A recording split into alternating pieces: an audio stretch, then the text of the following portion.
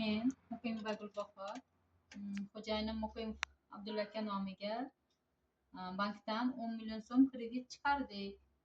O'sha kreditga o'zimizga kerakli rangli printer, laminat uskunalarni sotib olib, hozirda fuqarolarga kompyuter xizmatlari, kserokopiya, rasm, suratlarni chiqarib berib, bog'cha, maktablarga, o'quv bilim yurtlarida o'qiyotgan talabalarga kompyuter xizmatlarini qilmoqdamiz.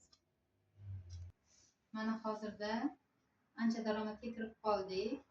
Shuning uchun qo'shimcha qilib qishlog'imizda bolalar uchun kompyuter o'yinlari hamda PlayStation o'yinlarini yo'lga qo'ydik. Hozir bekorchi yosh bolalar kelib kompyuter o'rganib, kompyuterlar o'ynamoqda. Hozirda mana kreditimizni vaqtida to'lashga harakat qilib to'lab kelyapmiz. Bank xodimlariga rahmat. Endi kelgusida rejalarimiz bundan-da ko'p ishlar qilib, daromadimizni yanada kengaytirib, 50-60 milliondan o'tkazmoqchimiz. O'shanga harakat qilyapmiz.